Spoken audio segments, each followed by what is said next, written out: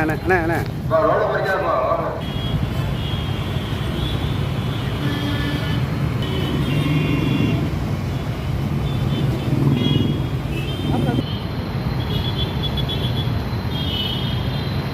பாப்பா வண்டி வாங்க லாரி வாங்க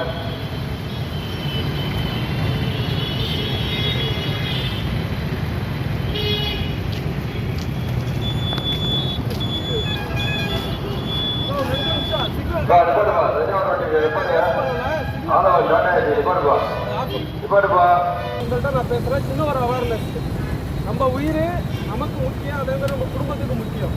ஹெல்மெட் போடாமல் 1 2 3 பேர் இருக்கீங்க, உங்கள் குடும்பத்துக்கு உயிர் முக்கியம் இல்லையா? இது காலையில் கூட அந்த காவேரி அந்த பாலத்துக்கிட்ட ஒரு ஆக்சிடென்ட் ஆகுது. ஹெல்மெட் இல்லாமல் இதோட கட்டாயிடுச்சு. அதனால அடிப்படை அவங்களுக்கு மிகப்பெரிய பாதிப்பு. உங்கள் உயிர் உங்கள் குடும்பத்துக்கு முக்கியம். உங்கள் உயிரை பற்றி எந்த கவலையும் கிடையாது. ஆனால் உங்கள் உயிர் ஒரு ஆள் இருக்கிறத இன்னொரு ஆள் ரீப்ளேஸ் பண்ண முடியுமா? யாருமே ரீப்ளேஸ் பண்ண முடியாது. அதனால் தயவுசெய்து மேக்ஸிமம் அந்த டிராஃபிக் ரெண்டுனா என்ன பண்ணணும், எல்லோனா என்ன பண்ணணும், கிரீனா என்ன பண்ணணும்னா யாருக்கும் தெரிய மாட்டேங்குது. கிரீனா நம்ம போகிறோன்னு தெரியுது, ரெண்டுனா நிற்கும் தெரியுது, எல்லாம் எதுக்காக கவனிக்கலாம். கிரீட்டை வந்து என்ன வர முடியும்?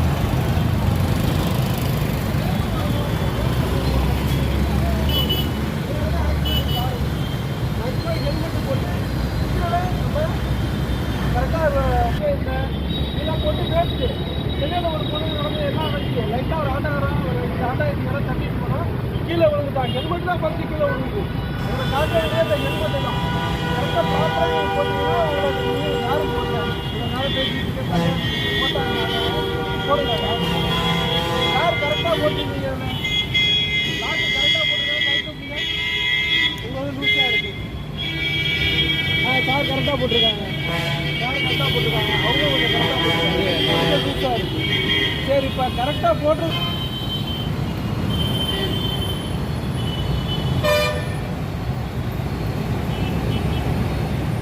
மட்டும் போட்டால் ஆகாது. இவ்வளோ லூஸாக போடக்கூடாது. இந்த இருக்கா லாக்கு இதெல்லாம் டைட்டாக இருந்தாலும் கீழே விழுவப்ப கீழே விழுவாது உங்களுக்கு. ஏன்னா அதுதான் ஃபஸ்ட்டு விழுவோம்.